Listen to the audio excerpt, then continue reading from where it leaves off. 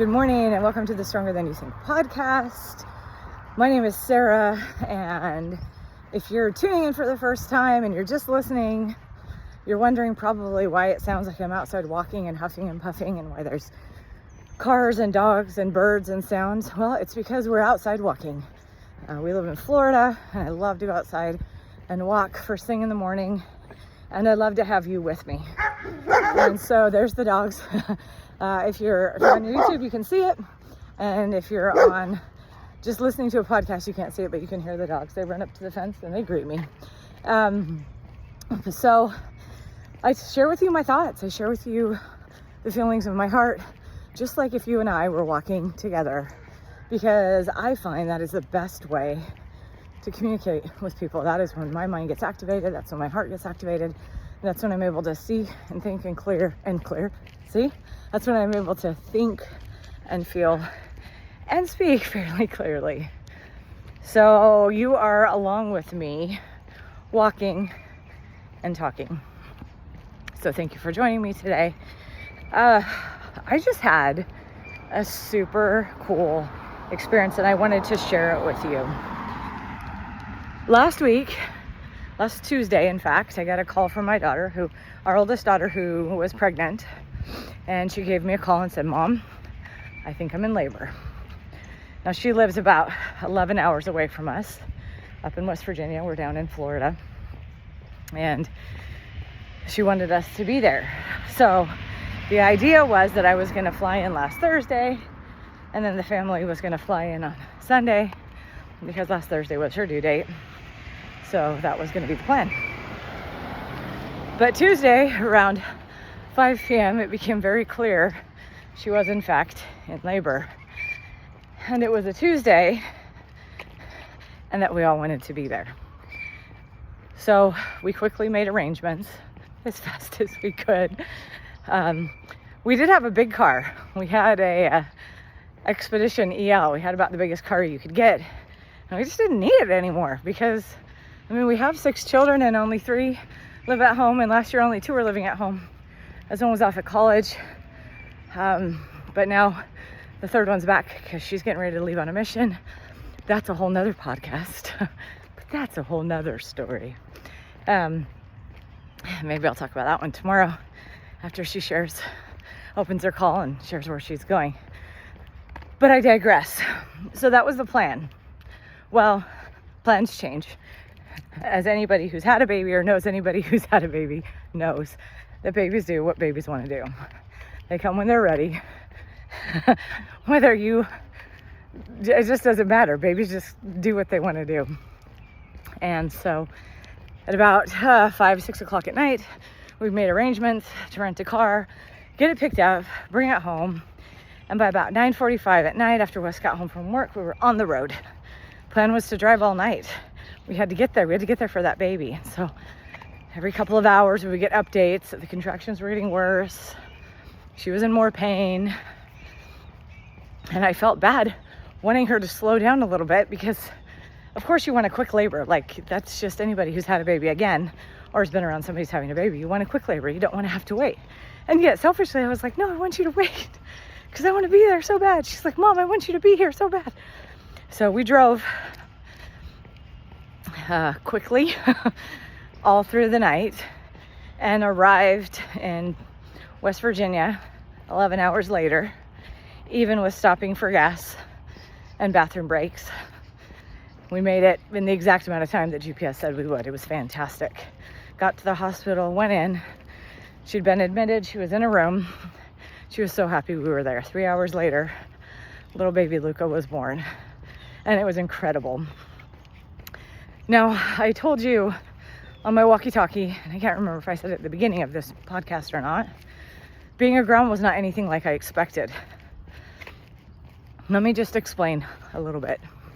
Everybody says being a grandparent is the best. And then they joke, why didn't we do that first? Why weren't we grandparents first? And so what I expected was to love this little baby. What I expected was to see this little guy and fall in love. And my brother doesn't like when I say this, but I'm going to say it anyways, just want to eat him up. because they're delicious. And that all happened. And I expected it. What I didn't expect or realize, because I have never heard anyone talk about this, which I think is weird, because if it happens to everybody, why the heck are not more people talking about this? So while I was there with my daughter, while she was laboring, I looked at her, and do you remember what it felt like when you had your baby and the first time you looked at them, that like explosion of love in your heart where you can't contain it, and you're like, holy cow, how is this amount of love even possible?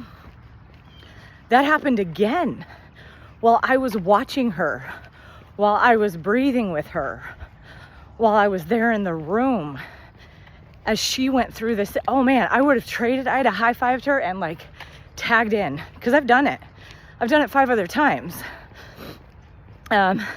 With Nikki, the one we adopted, obviously I didn't have to go through labor, so he likes to say it was my easiest birth, so we always giggle about that. But I've done it 5 times. Like, I know it hurts, but I know how to do it. I didn't want her to have to go through it. That was so hard to not be able to take it away from her. My husband always said how difficult it was to be there in the room while I was having a baby, because he couldn't do anything about it. He couldn't make the pain any less. And I've helped people have babies. I've been in the room, I've held their hands, I've rubbed their back, I've looked in their eyes, I've done energy work on them. Like, I've helped people have babies for a while. But this was not like that. This was entirely different. The amount of compassion and love that I felt was overwhelming. I don't think if I used every word in English and in Spanish that I knew, even along with the tiny amounts of Haitian Creole that I know, I couldn't explain to you the feeling that I felt. The love that I felt for my daughter, and the extreme compassion and even pride in her was overwhelming. I was so incredibly proud, because I know what it feels like. Like, I know, I've been there, done that. I know what it feels like. I know how difficult it is. I mean, it's called labor for a reason, right? It's not called go into fun times, go into ease, go into enjoyment. It's going into labor. And I was just so incredibly impressed with her and touched. And throughout the time while we were there, because we got to be there for just under a week with her, I love that baby. I love that little Luca James. He's delicious and adorable and precious. And also, I loved my daughter more. The more I sat with her, the more she talked with me and asked me questions, the more I watched her with her baby, the more my love just continued to grow. You know, in cartoons where you'll see something filling up kind of to explosion, that's how my heart felt. I thought, how can I possibly keep continuing to love her more and more and more with every passing second? Like, I don't understand what happened. You can't see my glasses are fogging up because I'm back in Florida and I'm sweaty. It was the most incredible thing to feel that amount of love. And it's Christmas time here right now while I'm recording this. When she had her baby, it's Christmas time. So for me, and for a lot of the world, we're focusing on the birth of a baby boy at Christmas time. We're focusing on the birth of Jesus. And I felt a small piece of what it may have felt like. I was so grateful that my daughter was in a hospital. I was so grateful that she had medicine. I was so grateful that they could wash that baby up. I was so grateful that she didn't have to lay him in a whole bunch of straw or hay with a whole bunch of animals, and that she could have all the medical care she needed, that there could be 300,000 people in the room while she was having a baby, just in case for anything, that there was modern medicine, that there was stethoscopes and heart monitors and belly monitors and IVs and all of the things, and beds, as uncomfortable as they are. She had a bed, you know, she had a bathroom with running water, all of these things that were beautiful, and yet it felt as sacred to me in that moment as any experience I've had. And what I didn't expect was that my love for my daughter would just grow and grow and grow and grow. And it's hard to explain. So I put the question out there to you. Grandmas, grandpas out there, did that happen for you? Did you feel the love for your child who had a baby just expand? Is it because she's my daughter and I got to be there? Is it because of the relationship that we built all along the way? I don't know the answer to that. That sounds rude, but I'll say I actually don't really care why.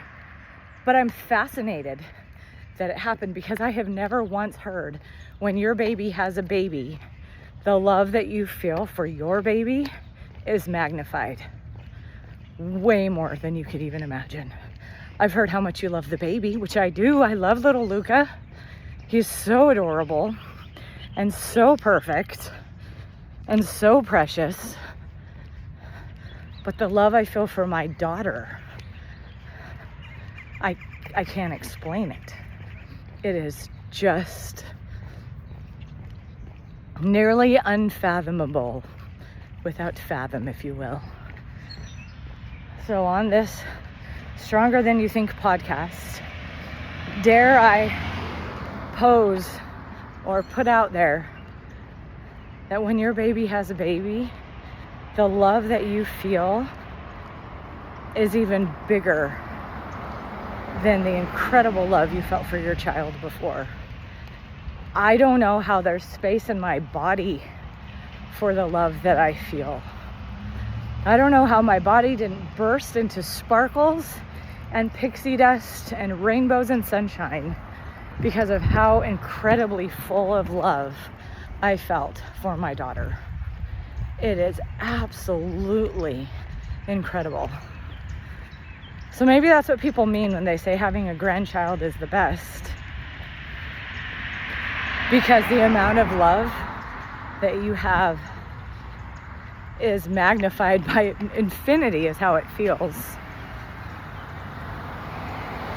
So if you haven't had that experience yet, or if you haven't thought about it yet, I challenge you to think about it, to feel it, to allow yourself to have that experience of increased love, increased capacity, and just embrace it, especially at this Christmas season where I feel Christmas is about love and about being together and about gratitude. I know we just celebrated Thanksgiving here in the US, and I always find it fascinating how we go from being thankful to everything one day and then shoving everybody out of the way for stuff we don't need on Black Friday, and then back to being giving at Christmas time.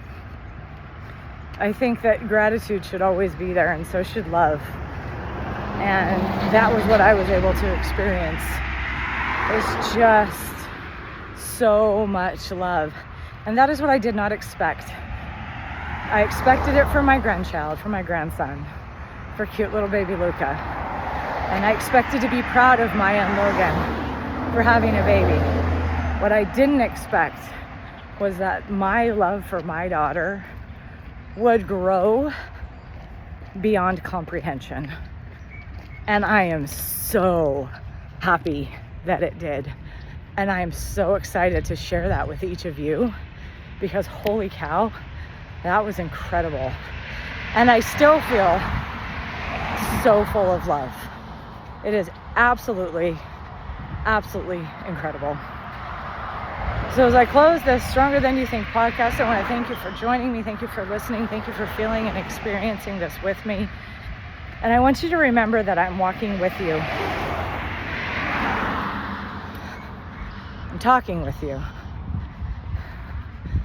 I'm feeling with you. Have the best day. Love you. Bye.